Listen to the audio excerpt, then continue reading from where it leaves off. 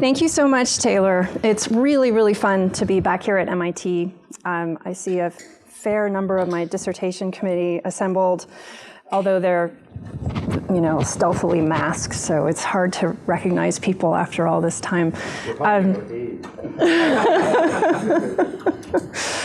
It's really wonderful to see folks, and I love seeing all the students here, and I'm really excited to hopefully get to know you guys a bit and learn about your work.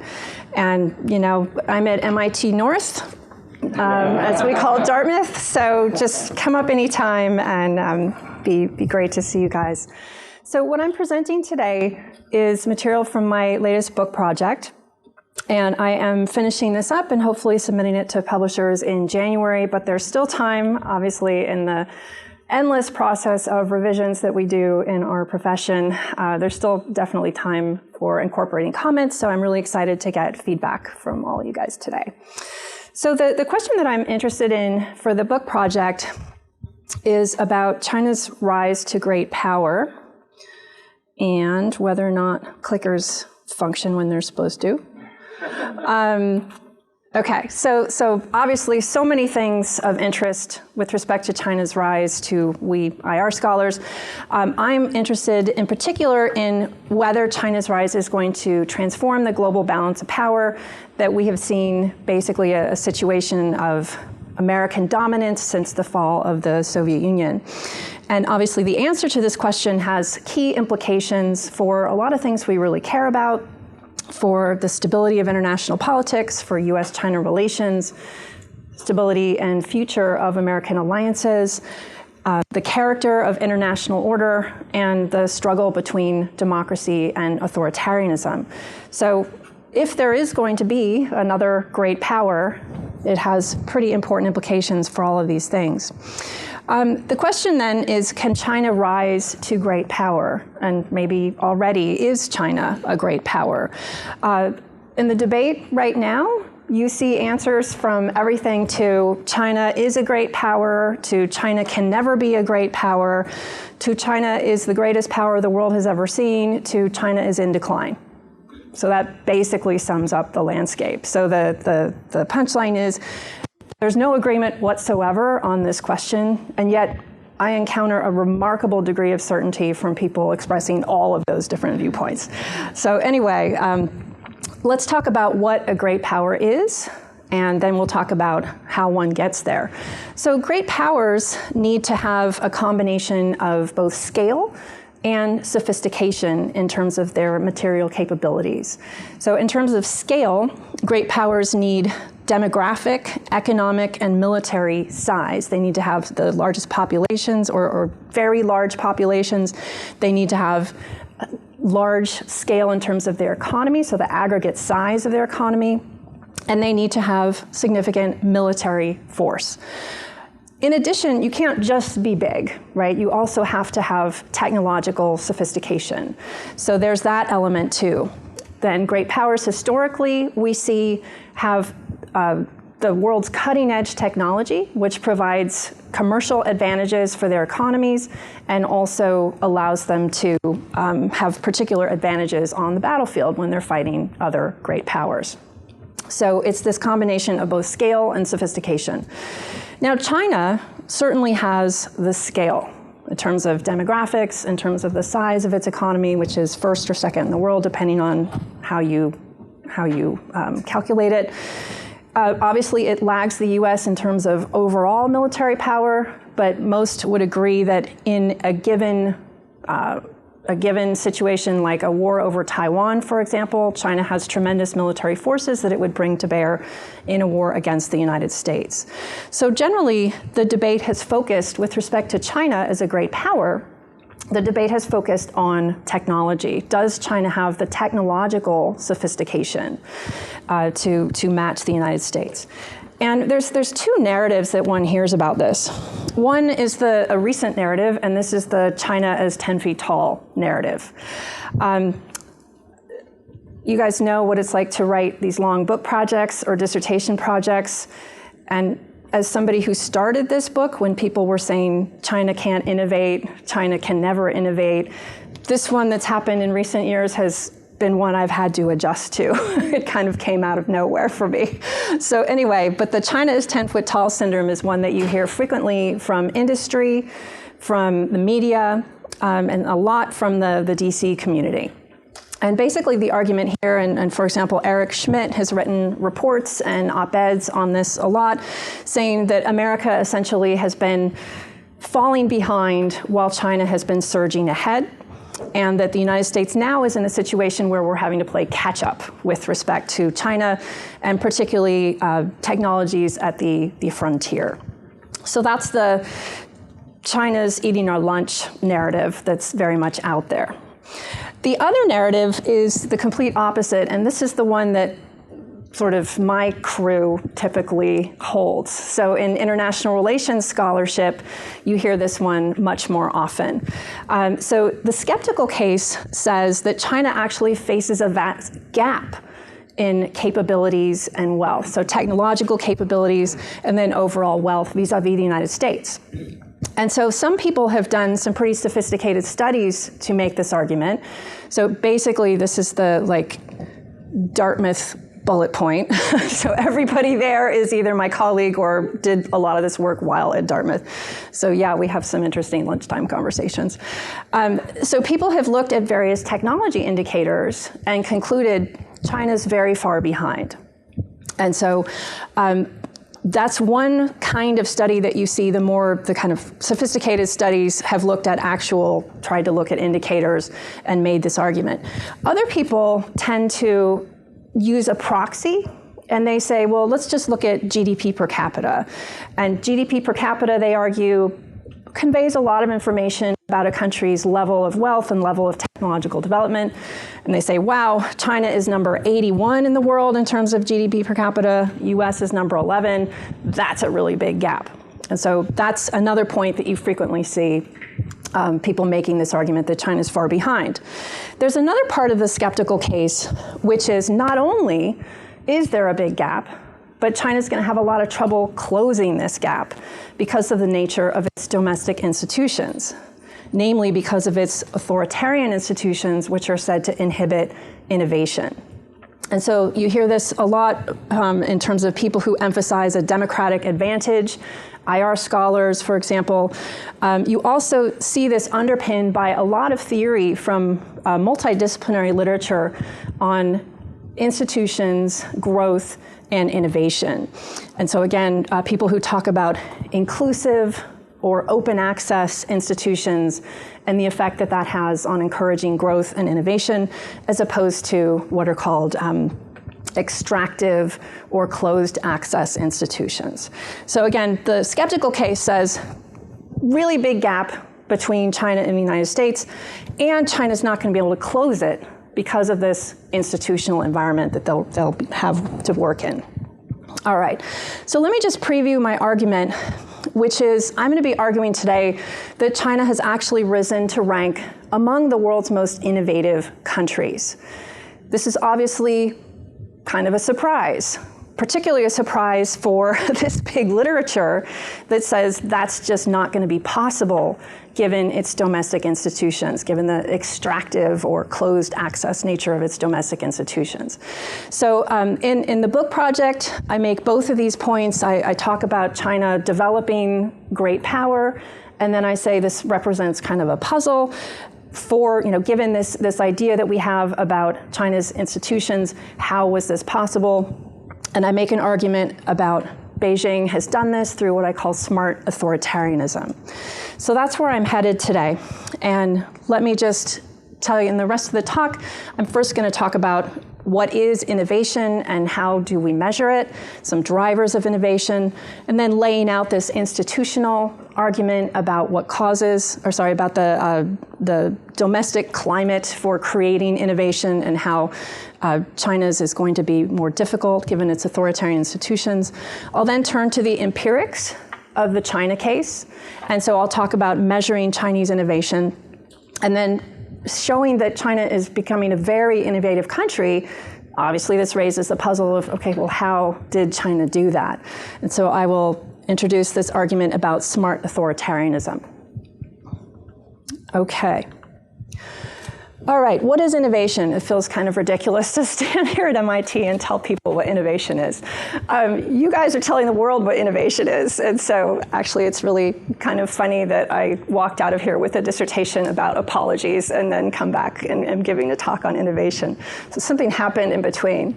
It's like you can take the girl out of MIT, but you know, there you go. So anyway, what is innovation? So innovation is the discovery, introduction, or development of new technology, or the adaptation of established technology to a new use or new environment. The latter part of this definition is really important. A lot of times people tend to conflate invention with innovation, which creates a much more narrow idea about what innovation is. I've been very busy reading the work of my grad school colleagues in recent years. Zach Taylor, who was here at SSP with me, Doug Fuller, Dan Bresnitz, all of these guys walked these halls with me, and I can't tell you how much I've learned from them. So if your students look around and you just have no idea, like the colleagues' work you may be drawing on in the future, if not already. But anyway, Zach Taylor has this wonderful book on innovation, and he and Bresnitz actually make this point that it's particularly important to understand that the innovation is much broader than what we typically envision. And so I think this is an important insight when we're talking about Chinese innovation, because there are ways in which China is extremely innovative in this latter part, right, in terms of adapting existing technology to new uses and new environments. All right, so when scholars measure innovation, they look generally at several different metrics. So first of all, I'm interested in the extent to which a country is innovative, so national level innovation. Innovation occurs at all different levels, right? So we could be talking about firm level innovation, what makes a particular company innovative or not.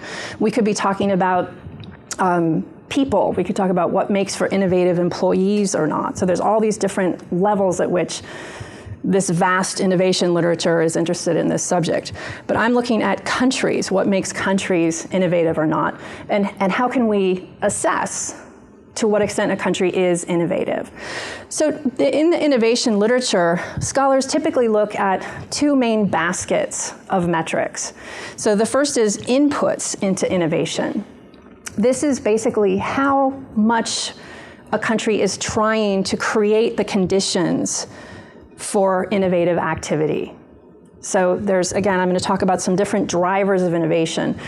Is the country trying to create an environment in which innovation will thrive? And so some inputs that we assess as we're trying to see, is a country providing this? We look at the size of their science and technology workforce. Basically, are they training workers to be skilled? Do they encourage tertiary education, is what it's called when we're talking about more high-skilled human capital? We look at educational investment in general. We look at R&D spending. So those would all be inputs. There's obviously others. I'm just giving you guys kind of a quick preview here. And then the other basket is innovation outputs, which is, okay, to what extent is a country actually producing innovation? None of these metrics is perfect, basically. They each represent kind of a piece of innovative activity, and they all do that imperfectly. So the idea is essentially triangulation. The more of these metrics that show a piece of innovation going on, the more you can be confident that this kind of activity is in fact going on. So one is patents, which is obviously, if an idea has been given a patent, the argument is this is something new, this is something with economic value, and so this is something that represents innovative activity. Patenting, there's all sorts of different ways to measure this, and with the China case, it's particularly problematic because the government subsidizes firms to file patents.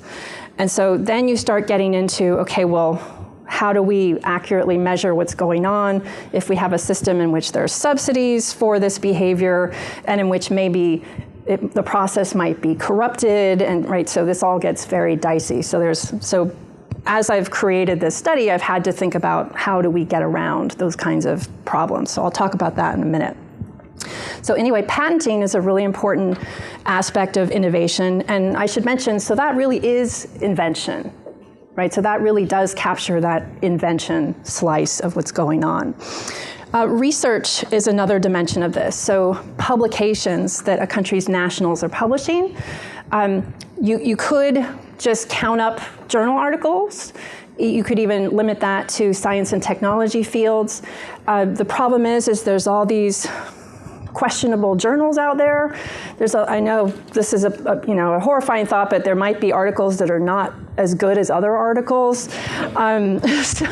So how do we get at like high quality studies? And so basically the solution to that is to look up how, to what extent a study has been cited in the top 1% of citations. So top 1% of cited articles is a way of getting at. We think that probably conveys that there's some quality there.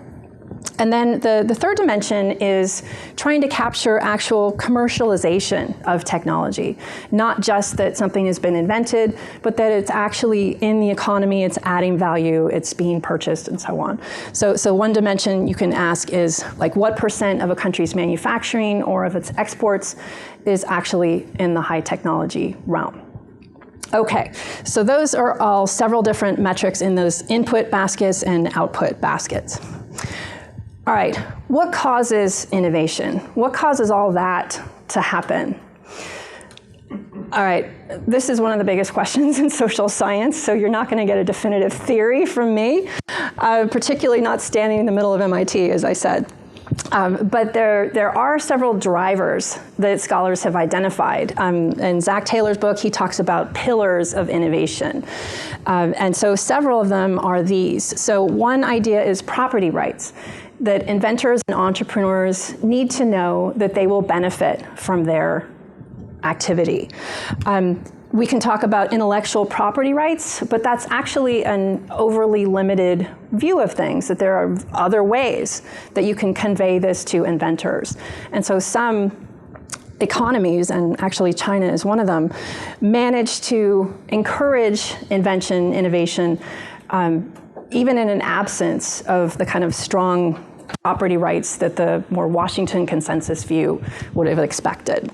But essentially, it's solving this essential market failure, which is in a situation where somebody knows their technology is going to diffuse to people who had nothing to do with its creation, how do you reassure them that they will actually benefit? The second factor is capital. Research needs to be funded. Startups have to be started, right? So you need capital to get these going. Research and development budget is one aspect of that, but also private capital is an important other dimension. And then high-skilled human capital. As I said, you need a really, really top workforce, very well-trained, not just high school, not just college, graduate school, connections to national laboratories, all the amazing things that you have going on here at Kendall Square and in Boston more broadly. Indeed, this is where we are right now, is cited as one of the most innovative places in the globe in terms of a regional cluster. And part of that relates to this idea of networks, which is innovation thrives in networks, both in domestic clustering and globally, with links to global knowledge networks. If you're working on some area and you're just, if I was going to write this paper and sit in, New Hampshire and up in the trees and work on this, it's probably not going to be very good. So I want to come down and talk to the people who know a lot of stuff about China and about innovation, and that's going to make it better because I'm networked with the people who are really working at the cutting edge. And so networks is a really important driver of this. The ease of reform is kind of a meta driver. This one basically relates to this idea, you've probably heard Schumpeter's description of innovation as creative destruction. This idea that you're creating something and destroying something. And so innovation essentially brings tremendous change to an economy. It creates new products. It sometimes creates and destroys whole sectors. Just so you know, when I started at MIT, I had a Palm Pilot. Does anybody ever seen a Palm Pilot? You know, some of the folks here, yeah. But you know, where are the Palm Pilots these days? Like, they are no more. And so what happened to those firms? What happened to all those, like, you could buy all these cases and all these like little pencils for them and all these accoutrements, and like, where'd all that go? It got destroyed, right? It got destroyed by the smartphone industry. And so that destruction, that creation, needs to be accommodated by a society. And so the better that a society is able to accommodate that, to bring new regulations, to change old regulations, to direct capital in new directions, and so on, the more innovative that economy is going to be. Okay, so those are different drivers of innovation. And now let me get to this argument about what economies are going to be better at providing those conditions, at encouraging those drivers. So as I said, there's this institutions argument that says economic growth and innovation, we're all familiar, I'm sure, with several different hypotheses on what drives economic growth. This particular one says, look at domestic institutions. And the nature of those institutions are going to determine whether or not an economy thrives. And so scholars have highlighted basically what they call inclusive institutions, also called open access institutions. These can be political in terms of a person's access to the government, like voting rights, for example, like access to information. These also can be economic. So there's different kinds of institution in a society. Actually, social institutions are a really important one too.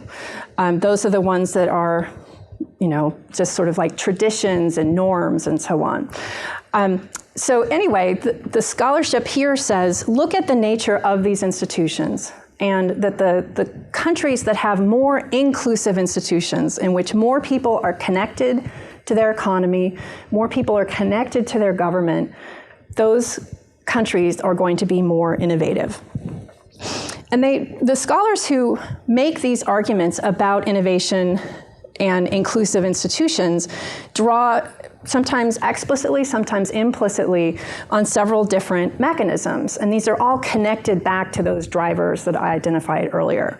So they say that democracies are more likely to provide public goods, like tertiary education, like national laboratories, infrastructure, and so on. Those public goods are more likely to be administered by a meritocratic, competent civil service, as opposed to one that is highly corrupt. And so again, this leads to better public good provision, again, leading to that higher skilled human capital. Democracies are said to have more constraints on leaders. So, for example, democratic leaders are said to be better at repaying debt, be less likely to intervene in monetary policy, respect central bank interference, for example, less likely to mess around with exchange rates. And so for all those reasons, you see better macroeconomic stability in democracies that's said to attract capital and to reassure investors. So again, back to that capital dimension. Democracies are said to be more likely to be open in terms of allowing the movement of people, allowing the spread of businesses, allowing students to go overseas, and again, those connections to global networks. Democracies guarantee their people freedom, and they have strong civil society, so freedom to express ideas, freedom to assemble, freedom to start businesses, and then civil society serves as this kind of churn of ideas where a lot of innovation comes from, where society communicates problems and thinks about what kind of society it wants to be, and where entrepreneurs bring solutions. And so again, this idea about this being a real kind of locus of innovation within democracies. And then democracies are also said to have a more flexible ease of reform as opposed to autocracies, in which you will find a lot of a lot of arrangements, for example, patronage relationships, corrupt networks of patronage where, like if you wanted to shut down that state-owned enterprise, that would be a big problem for the people who are in charge of it because they're enjoying the rents that come from that. So, you know, if the Palm Pilot company were staffed by all your political cronies, you wouldn't want to shut that down because that would be bad for you. So we'd still be walking around with Palm Pilots. All right. So that's the argument about this democratic advantage. And I should say also that it's a temporal claim as well. It's not just about these particular mechanisms. Because I'm sure that some of you are sitting here thinking like, gosh, you know, Nazi Germany had really good technology. 19th century Germany had really good technology. You know, wait a minute. So early Cold War, Soviet Union was doing really well. So what does that all mean? And so people identify this as part of several different trends in the late 20th century. So one was the nature of technology itself, which is the advent of the information age in the early 1960s, which again is said to advantage societies that allow the spread of information. If information is at the center of this, what was called the Third Industrial Revolution, then societies that allowed the ease and the spread of information are going to do better. There was also the onset of a globalized international order in terms of societies that could participate in that could send their businesses overseas, send people around, students around, and so on. They would have an advantage. There was the rise of a human rights regime after World War II. So imagine if you're a dictator, if you are trying to impose control and, you know, mowing down people in the public square of your capital city, this is going to be something that the international community is going to regard less and less favorably as the human rights regime gets going. And as the telecommunications are improving, they're going to be seeing this to a much greater extent than they ever have. And then also, with the rise of international institutions and the development regime, there will be liberal leaders from the advanced liberal democracies that will be in the position to deny that country aid, deny it expertise, and so on. So the potential for sanctions and so forth. So all of these trends are said to combine to create this democratic advantage in both growth and innovation. All right, I'm going to turn now to the empirics of the China case.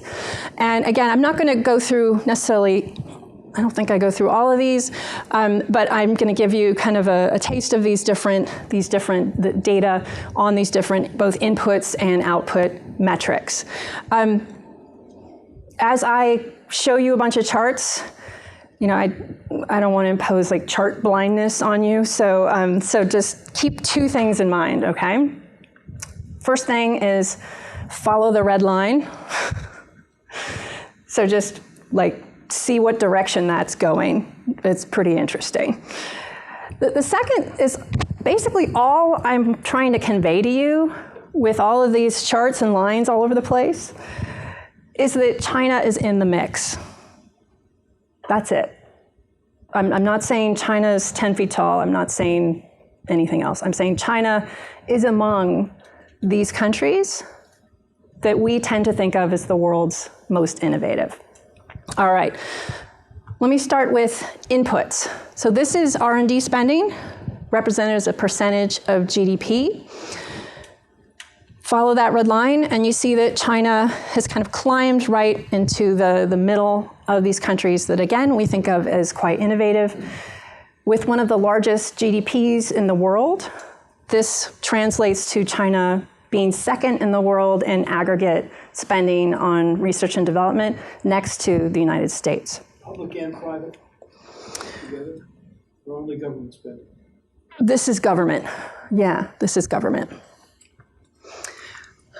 All right, let me look at the potential workforce here, the level of human capital. This is science and technology PhDs. This is a realm in which China has seen really quite spectacular growth over time. So again, outpacing all of the folks down here and rising up to meet basically the United States level. So the figures look pretty similar for bachelor's degrees, by the way. So in terms of creating a high-tech workforce, creating a workforce that's equipped to innovate, China has been devoting a lot of energy to that. All right, now we're going to move over to outputs, and I'm going to show you a couple different patent indicators. This is a kind of patent statistic that's called a triadic patent family. And what that means is that this is a patent that has been filed in the US, Japanese, and European patent offices simultaneously. So again, trying to get past this problem of how do you not count the lots of junky, potentially junky Chinese patents that have been subsidized by the government for the firm to apply for them, right? So this is one way of kind of cutting through that. This is a quite costly thing for a firm to apply for. And the numbers actually are pretty small, and I'll say more about that in a moment. But essentially what you see here is again, that there we go. So following that red line is that China has risen to the top of that clump of, again, countries that we think of as the world's most innovative. This is a pretty interesting chart for lots of reasons, right? So look at up here. So Japan and the United States are just in a league all their own, which is really important to understand. And then China, obviously, doing increasingly well over time in this other group. So as I said, triadic patents are very expensive. It tends to be that only the biggest firms apply for them. And so it actually doesn't include a lot of patenting activity that's going on, patenting activity and innovative activity that's going on amongst the small and medium enterprises. And so I wanted to look at a few more different kinds of patent data just to get this picture. And so here's one more statistic that I'll show you, which is, these are called international patents. And this is by the World Intellectual Property Organization. And these are original patents that have been issued in any international jurisdiction. And it's just counted the first time that it's issued. And so here you see, like, wow, China is performing to an extraordinary degree. Let's use kind of both of these charts to get the picture. So again, the first chart shows China looking quite respectable. This chart shows China performing at this kind of astounding rate. And I would say the picture is somewhere in between there. Because again, this probably overcounts a lot of Chinese patents that maybe are not of the highest quality. And the previous chart probably undercounts a lot of innovative activity in China. So again, we're just kind of feeling our way around the elephant here, right? And just being quite transparent as we do this. There's other patents that I could show you as well. But certainly as you're reading this literature, always pay really close attention to whatever graph they're showing you about patents, because there is, again, back to lies, damn lies, and so on, you can tell any story that you want about China these days based on which particular, even just patent statistic you choose to show. All right, so with patenting, I would argue, once again, China's very much in the mix, doing real well. Okay, let's look at research. So again, this is an index that was created to measure what proportion a country's articles, science and engineering articles, are in the top 1% of cited articles. And essentially, if your number is higher than 1, that means the higher that it is, the more highly cited articles that you have. And so again, China's looking really quite good along this particular dimension. And then getting to this more commercialization measure, high-tech exports as a percentage of total manufactured exports, China is one of the top performers there. Okay, so I've shown you a lot of charts here, and basically the picture that I'm trying to paint here is that in both inputs and outputs, China ranks as one of the world's most innovative countries, and that this is a relatively recent trend. So we've particularly seen this pick up just over the past decade. All right, this obviously creates a puzzle. This raises attention to a puzzle in that there's this very prominent literature within social science that said they shouldn't have been able to do this, right? This doesn't make sense. Like how were they able to do this? How was an authoritarian country able to produce innovation? And so by way of answering that puzzle, I develop an argument that I refer to as smart authoritarianism. So first of all, I argue that the democratic advantage claim neglects significant heterogeneity of authoritarian regimes across space. So just saying that a country is democratic or authoritarian neglects a world of variation in terms of how different authoritarian regimes govern themselves. So there's a very large comparative politics literature, starting with Barbara Geddes in 1999. She talked about different structures of authoritarian regimes, like a monarchy, like a military junta, like a personalist regime, like a single or multi-party institutionalized authoritarian regime. And turns out there are very big differences in how these regimes govern, with very big differences in outcomes that we in international politics care a lot about. And so basically what it comes down to is to understand if an authoritarian country is going to be good at innovation. You can't just say, well, they're an authoritarian country. You have to ask, well, what kind of authoritarian country are they? And even more specifically, what kinds of policies are they pursuing? So not just looking at their institutions, but asking, do they provide public goods?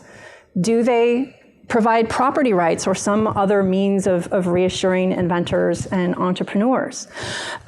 What is the quality of their bureaucracy? Are they open internationally, and so on? So again, expanding the conversation beyond just, well, it's an authoritarian country, to what are the specific policies that bear on innovation is that country pursuing? The second argument is that there's tremendous heterogeneity of authoritarian regimes across time. So it's not just that authoritarian regimes vary, it's that recently they've started to vary in some interestingly similar ways. So for example, there's been a rise of people talk about it in all different kinds of language. They talk about competitive authoritarianism. You know, I call it smart authoritarianism. What are some of the other ones? My favorite one is they say vegetarian authoritarianism, which is kind of cool. It's kind of unwieldy though. But essentially the idea is it accepts the claim that says the world has changed significantly as a result of all those trends that I mentioned. Yes, the world is more globalized. Yes, human rights norms are stronger. Yes, development banks are more willing to sanction dictators and deny them funding and this sort of thing. All of that is true. The thing that's not true is that that previous argument essentially assumed a static picture and said, okay, well, I guess authoritarians are really screwed, right? But no, authoritarians found themselves at a tremendous disadvantage, and what they did was they tried to adapt.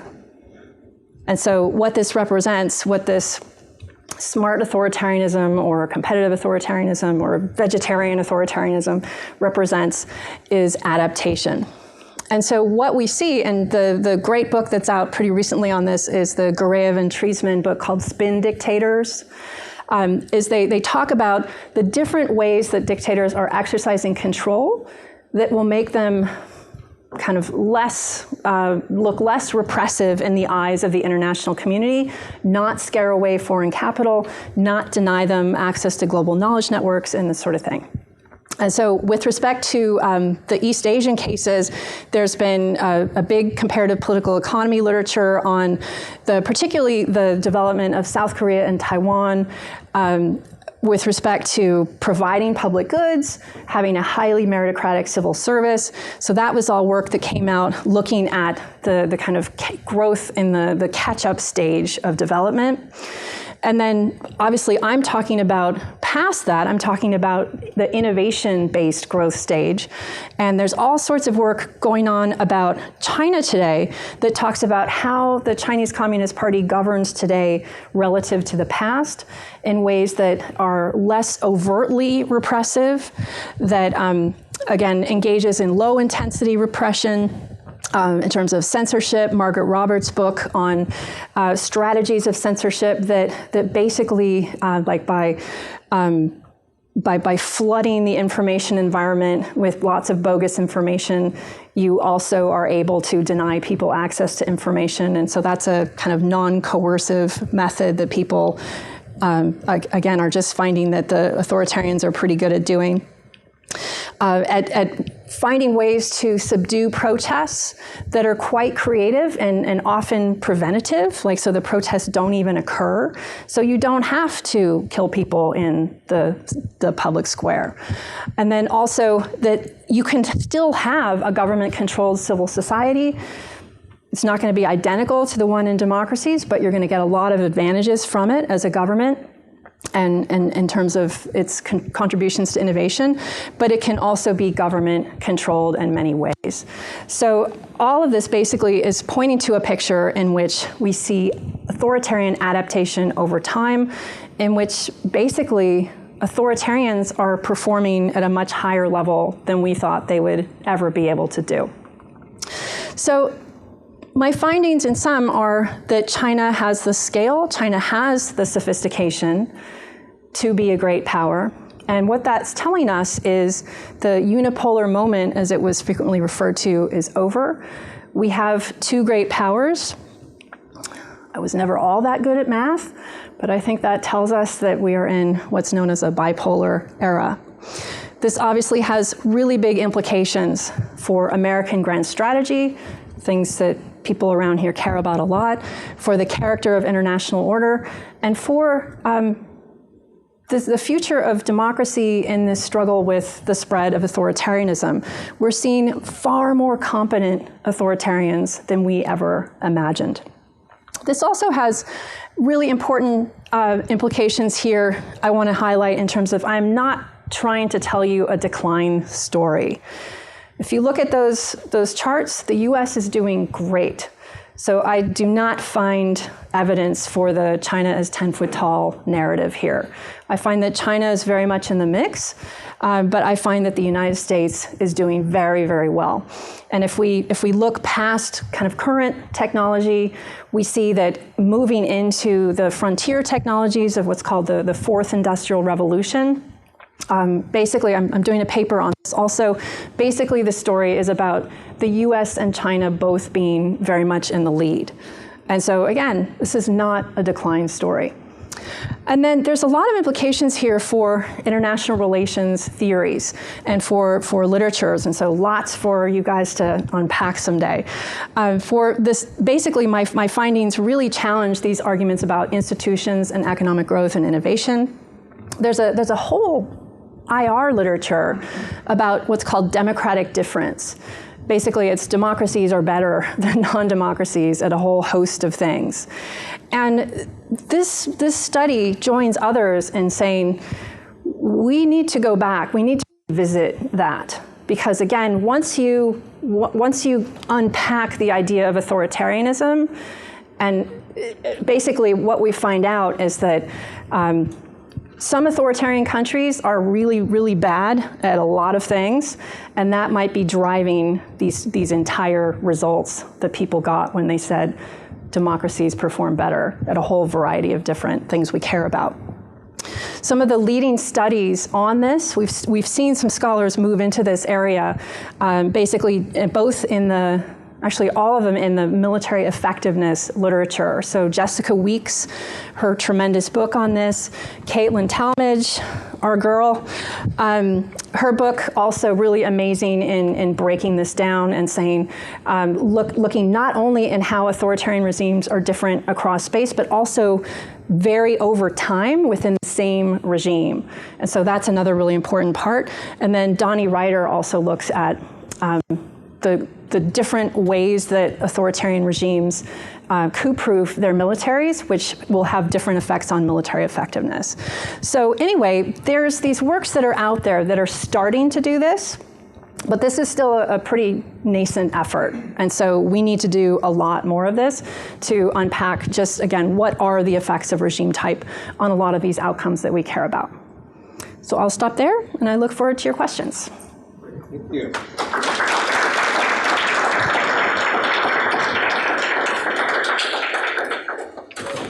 Floor is open. Sam, you are you're just jumping out of the gates. So you get the first question, but everyone else please raise their hands high, especially in the back. Sure. I like this idea of smart authoritarianism. I'm Samuel Leiter, by the way. I'm a third year PhD candidate. Nice to meet you, Professor Lin.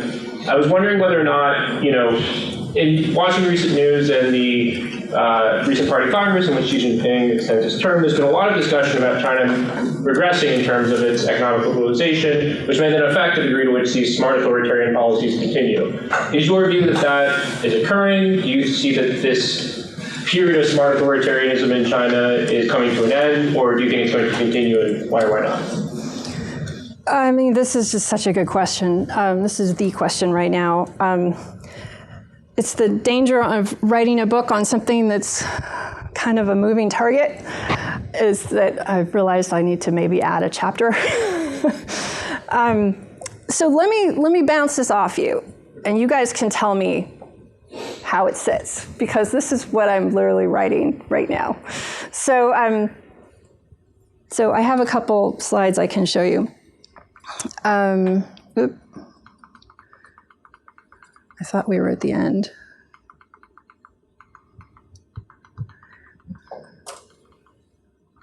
We just seem to be circling.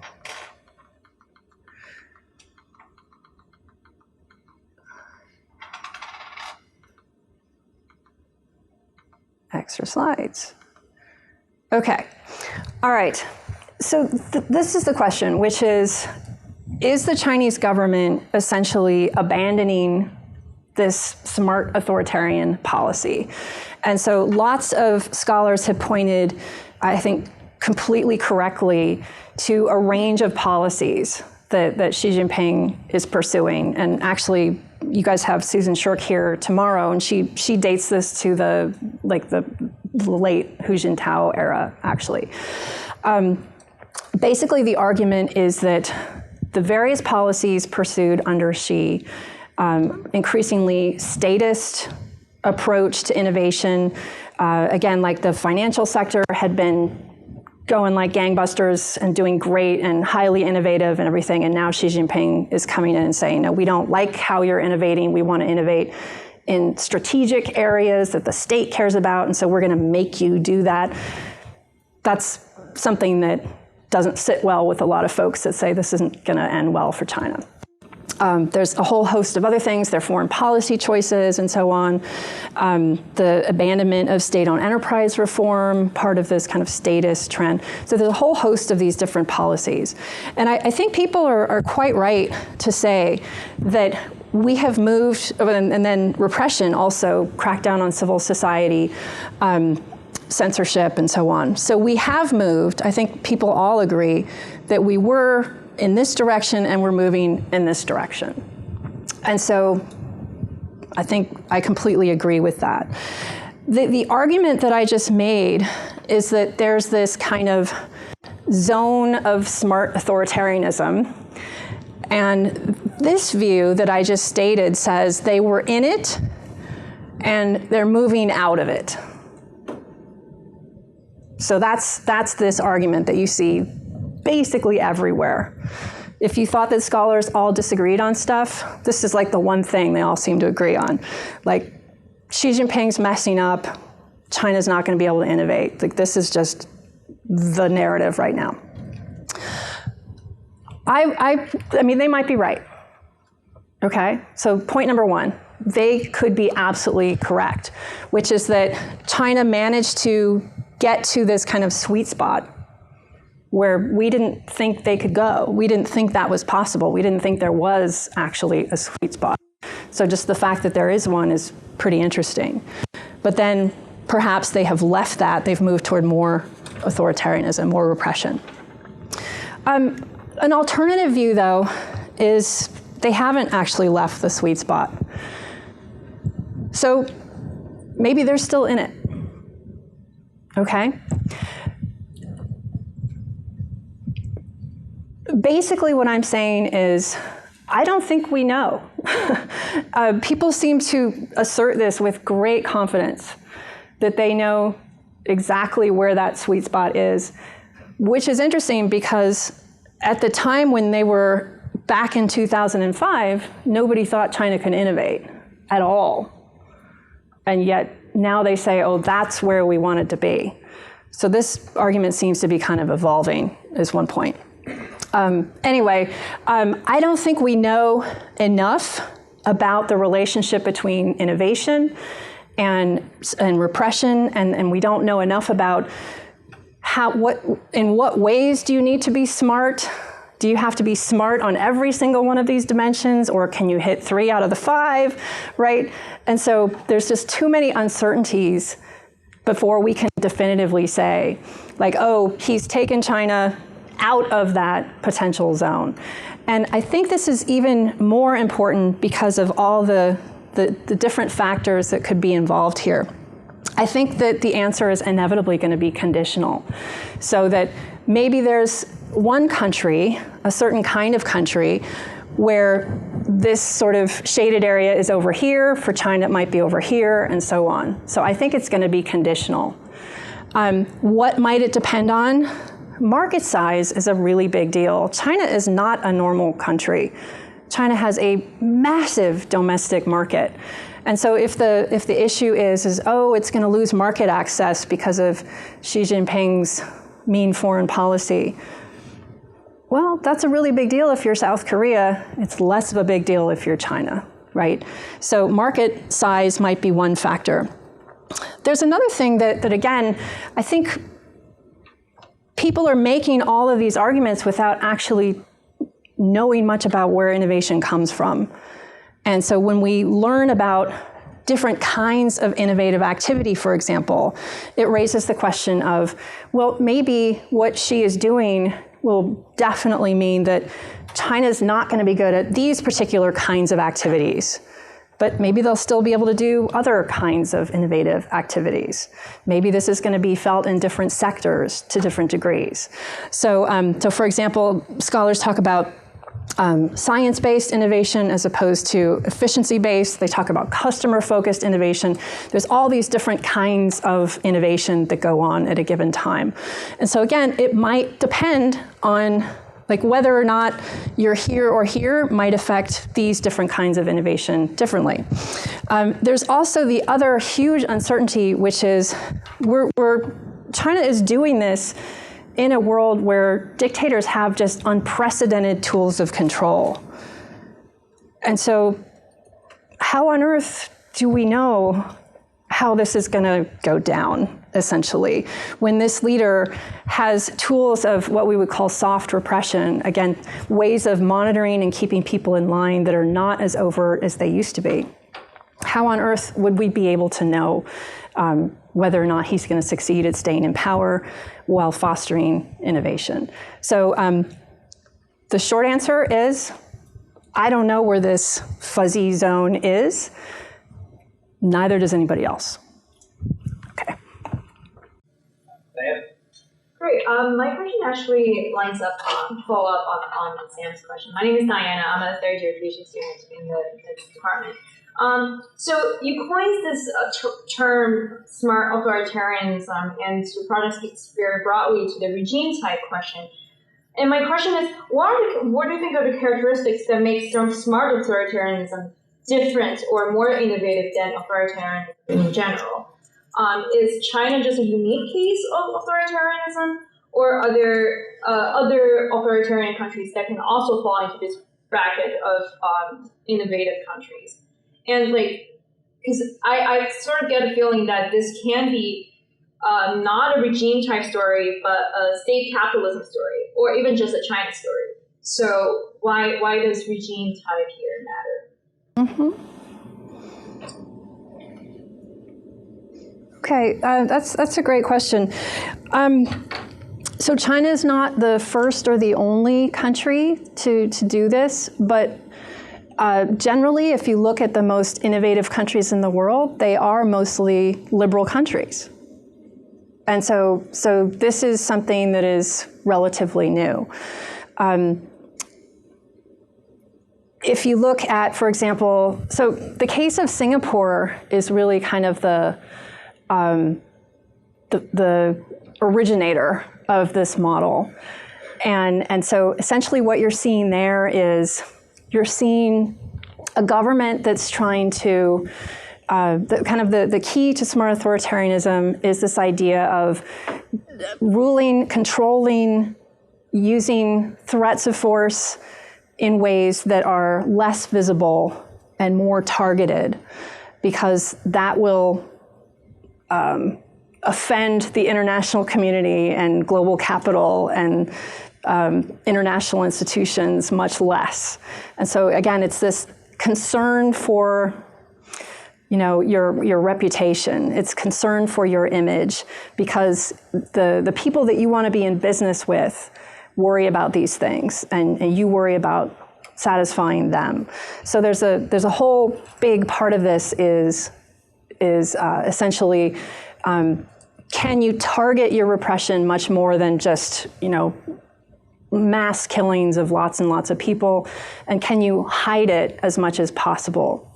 So Singapore just offers kind of a masterclass in this, and actually the Chinese assiduously studied this case, sending people to Singapore and developing close relations with Lee Kuan Yew and trying to study this model.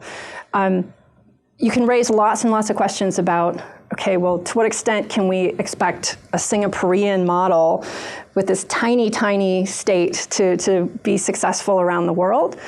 And, it's a very fair question. And especially because we don't, the bottom line is there are a lot of leaders around the world that are ruling in this way of what I'm calling smart authoritarianism. This is this great book by Goreev and Treisman that talk about this.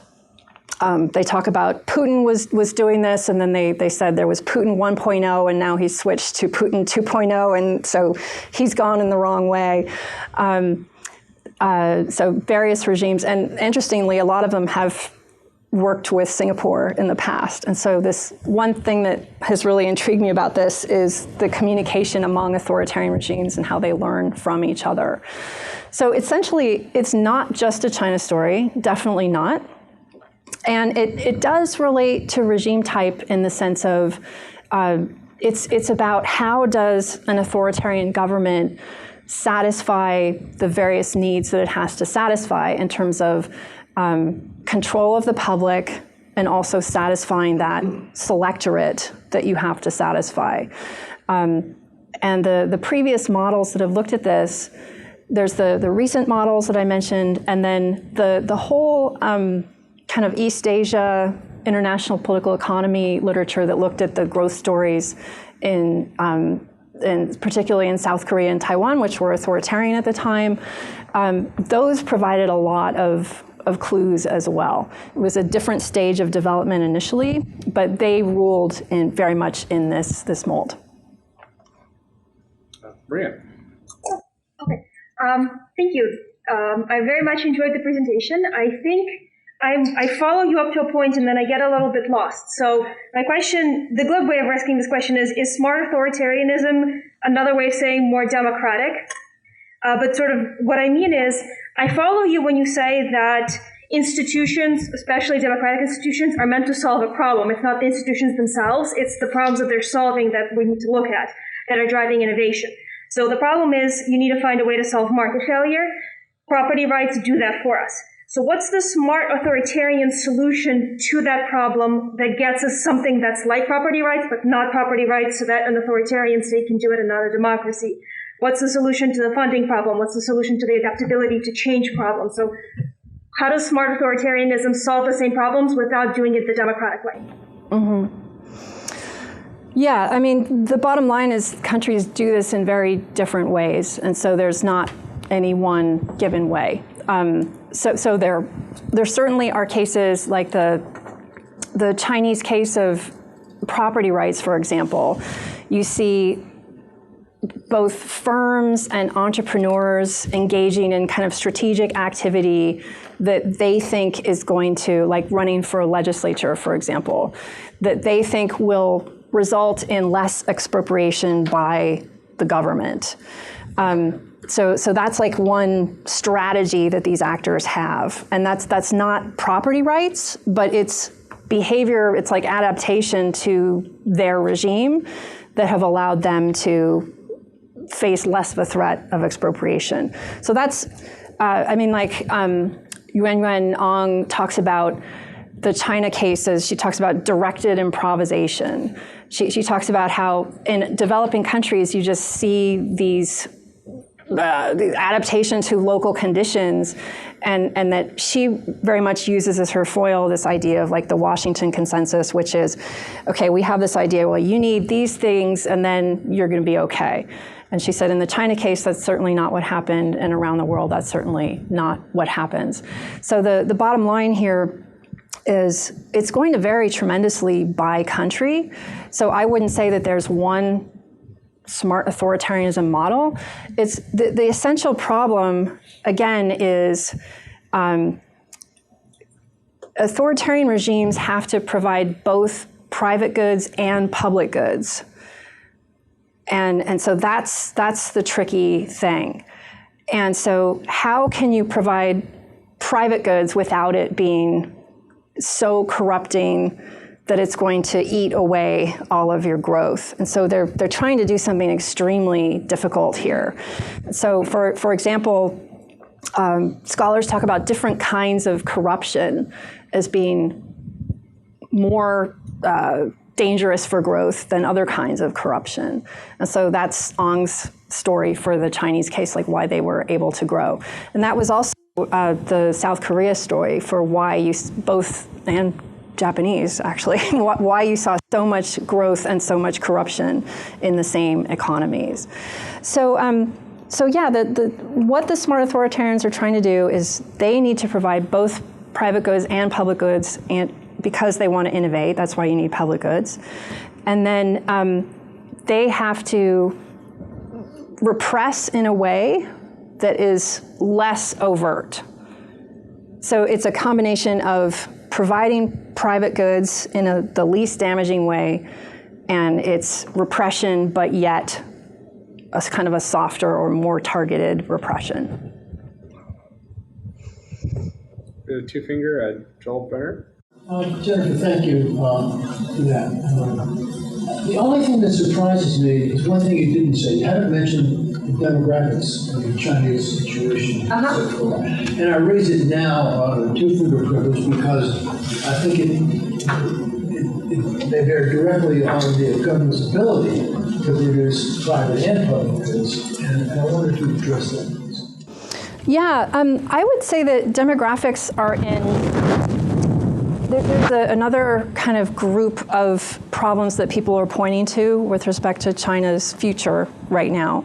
So the ability to keep innovating amidst this kind of neo-authoritarian turn is one big topic. And so Sam raised that for us right away. And this is a really important thing that people are talking about. The other is just generally after this fast growth period that China's been through, there are all these people are talking about the headwinds that China is facing for its future growth. And so demographics it's definitely a big part of this, which is they enjoyed a very favorable demographic profile, essentially. They had this supersized cohort that was in the working age population, and it's aging out of that, and it's being replaced by the super mini generation, which was super mini because of the one-child policy.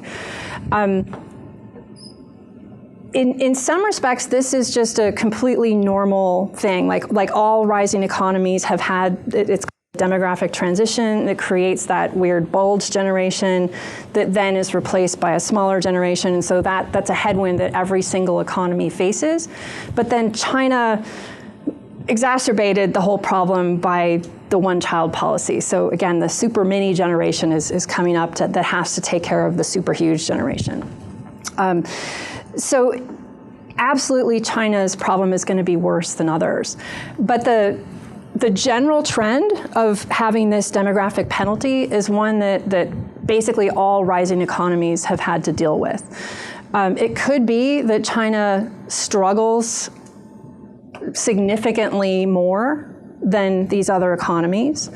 But also, again, it's not a trend that's unknown. This is again something that every rising economy has gone through, and it's one of these trends that again people talk about obstacles to China's future growth, which is environmental cleanup, right? Because they went through this fast growth period and they destroyed the environment.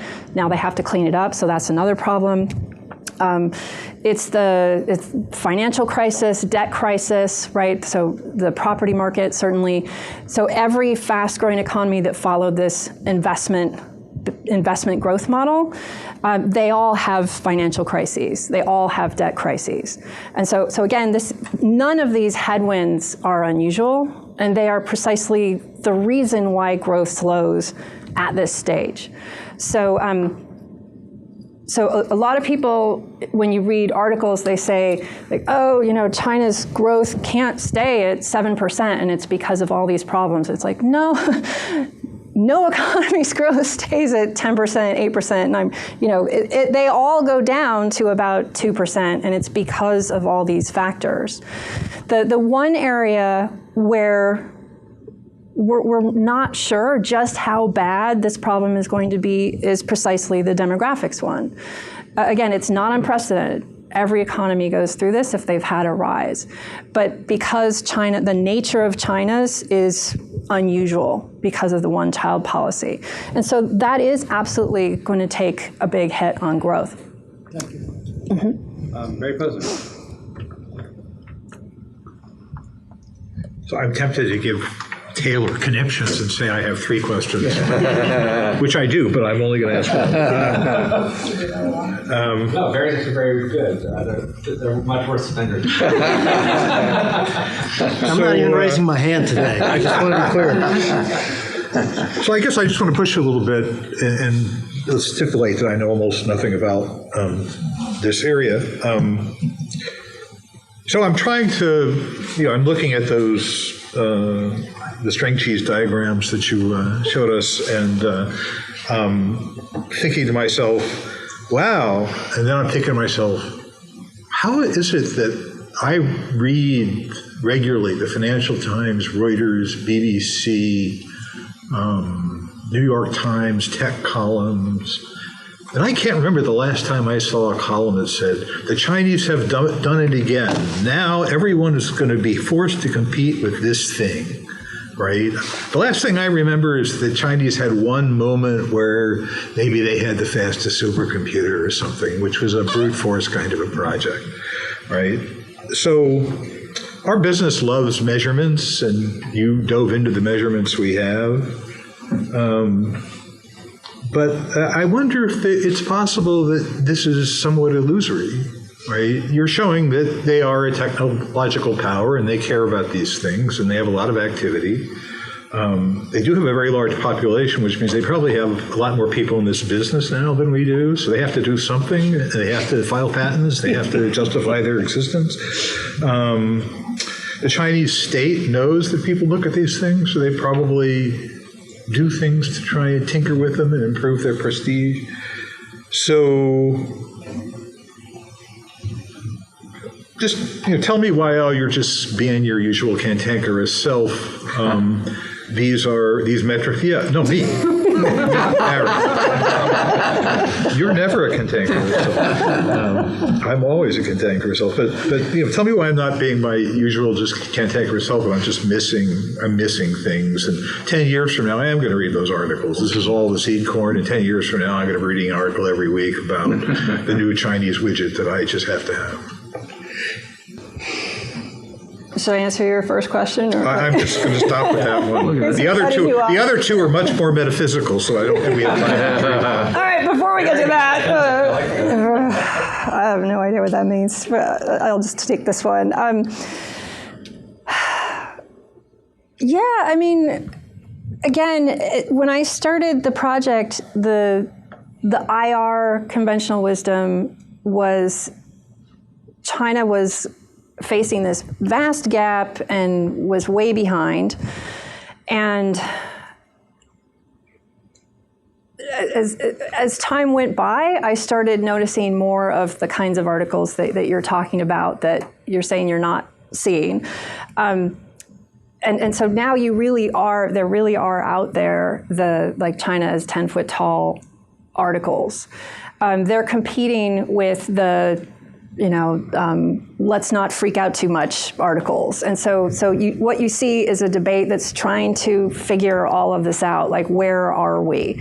But you are hearing a lot of people making these arguments about holy crap, look what China's attained, look what China's done.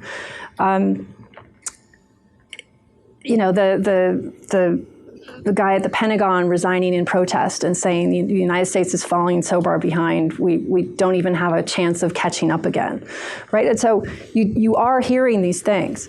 What I can tell you is going to be my metaphysical question. The metaphysical question? Yes, but go on.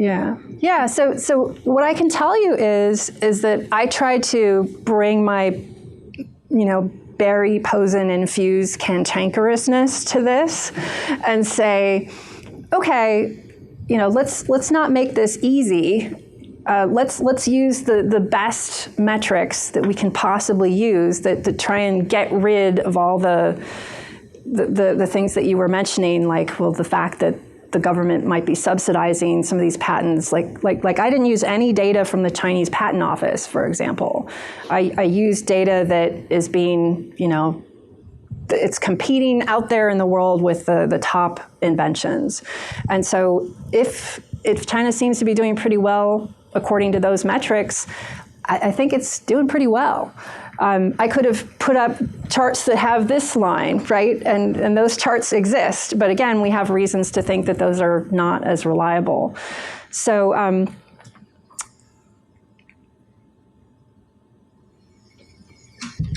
that's the argument. The positive advice is when you give the talk, list 10. List 10 what? 10 things that I probably should have heard of that I haven't heard of. Oh, okay. Right. That's the positive. Here's the 10 things. Here's the 10 headlines that you should be taking seriously, because these are not bogus headlines. These are real things that China is doing. Just like in terms of technological achievement. Yeah, here is a gimmick that is now world standard, right? Whether it's a consumer gimmick or a piece of capital goods, right? Please. We'll see. Yeah. A cryptocurrency. No, I think that's a great idea. Yeah. One thing I would say here too is I'm sort of dubious of the citation and the patent measures regardless, but high-tech manufacturing does mean something. But in the case of China, probably half of that high-tech manufacturing is from foreign invested enterprises, right? And so the Chinese high-tech manufacturing is actually probably lower than what your chart shows. And so you probably want to find a way to break out the innovative part of the Chinese economy versus the innovations that China is hosting and Foxconn is replicating and everything else. Yeah, that's a problem with the high-tech manufacturing data, and again, it's a totally fair point. And I remember my colleagues Steve and Bill Brooks and Woolforth making this argument. again, it's pointing to the fact that all of these different metrics are flawed in certain ways. And in the Chinese case in particular, because of its role as being, just part of the global supply, less of a part these days, but a major center of global supply chains, it does have a lot of kind of a processing trade that it's doing. And so this is a really important point. But again, it's this idea of triangulation. It's saying, using all of these different metrics to capture different pieces of the puzzle. It's also, the innovation scholars, Zach Taylor's argument is that actually this is a pretty good indicator because the firms that decide to locate in these areas do so because of a level of technological competence. And so, he relies on this indicator. So again, every metric is flawed in these different ways, and so just using as many of them as possible and trying to paint a picture. So I've done a very poor job of innovating my management of the list. There are far more people here that we're going to get to. So I'm going to try to pair folks together, have them each ask a short question, and get back to you. So the first pair will be Jim Walsh and Kaylee. So Jim, and then Kaylee, and then back to you. And then I'll go through the second pair, maybe.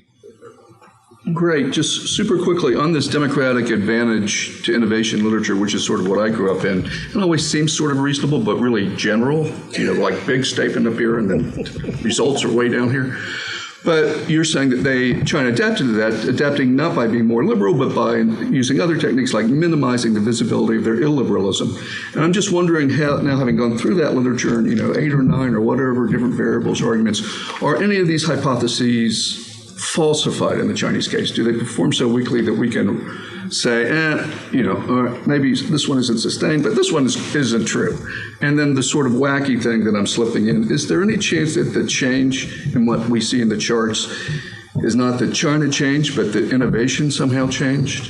Because you had referred to the fact that it had changed before with the information economy and globalization. So I have no idea. I'm just I like how I snuck in 2 questions. Nice job. I know. You're right. Kaylee. Hi, my question is also pretty quick. It's picking up a little bit on something that Taylor just mentioned, but I'm wondering to the extent, or what you see as the extent to which China's innovation as being influenced by export controls or restrictions on necessary inputs from foreign companies, either in their investment in China's market or in the necessary inputs in order to then manufacture what it needs to do in order to become innovation measures. So the extent to which external controls are factoring into its innovation. Okay. These are great, huge questions. Haley, starting with you. So I'm just kind of real time trying to figure out export controls and what the effect of this is going to be on China and so on. And in some ways, we would imagine that, this has already very much been influencing China's policy, which is you've seen Xi Jinping talking in recent years about the catchphrase being national resilience, that the need to protect China from the hostile countries that are, trying to be its undoing. And so particularly with the Trump years, this did lead to increasing fears in China about the United States trying to deny it technology. So number one, this is very much motivating China to innovate, to do, for example, the semiconductor being a very important kind of general purpose technology that needs to, that China is very strong on certain aspects of the supply chain. This is over time. It's just fascinating. I don't know if you guys, this is MIT, you probably know everything about semiconductors, but with my dissertation on apologies, I somehow didn't get to that. But many different aspects of the supply chain have been very global, and in this kind of era of less geopolitical competition, we saw that different countries were content to operate in different pieces of that supply chain. And so China concentrated on one bit, we concentrated on another bit, and so on. And so China is now saying we have to get good at all of these different parts. And so the US export controls are definitely going to, so they already are denying China like the equipment that it needs to build the very advanced semiconductors. And so they are now trying to do this on their own. You know, we hear stories, and this gets to the difficulty of trying to figure out just how, like, what is the status of things there. We hear reports that they were able to create like this is one of the like super advanced semiconductor is less than 7 nanometers.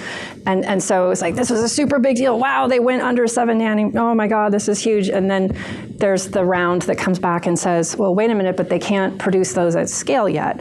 And so again, the conversation moves on. And so the bottom line is these export controls will matter a great deal.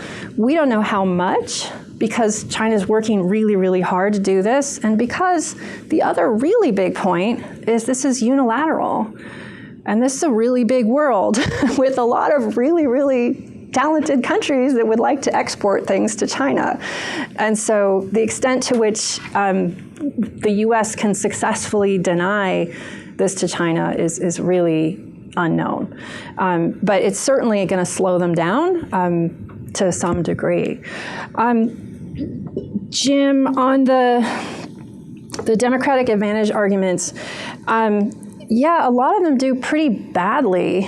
I think the really meaty, interesting area is in looking at types of innovation, which I kind of hinted at the end of the talk, and then asking, like, for example, if you're an engineer and you're trying to shave off 3 seconds on the assembly line for producing your widget, do you need to be able to Google Tiananmen Square? Right? And you probably don't, right? Or, I mean, I don't know. I'm at a liberal arts college, so definitely we would say, well, of course you need a liberal arts education to do anything. But so the question would be, what kind of innovation are we talking about, and what drivers influence those different types of innovation the most? There's a couple things that I feel like I want to point out, being a Japan hand, which is, I have to say that the China can't innovate arguments that were just ubiquitous about 15 years ago were identical to the kind of nonsense that was said about Japan.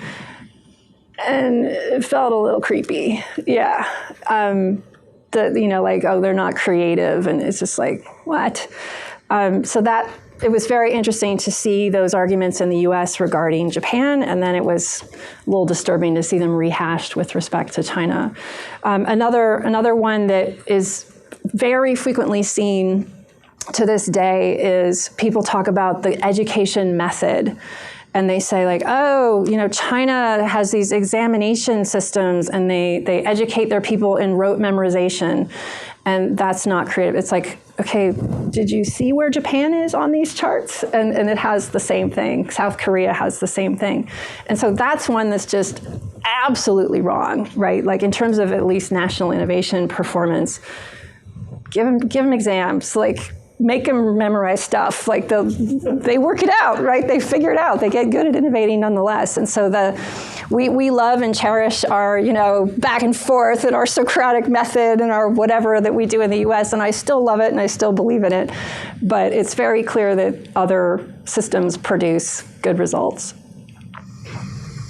Great, well, we're at time. Apologies to everyone who I didn't get to, but please join me in thanking Jenny for a terrific presentation.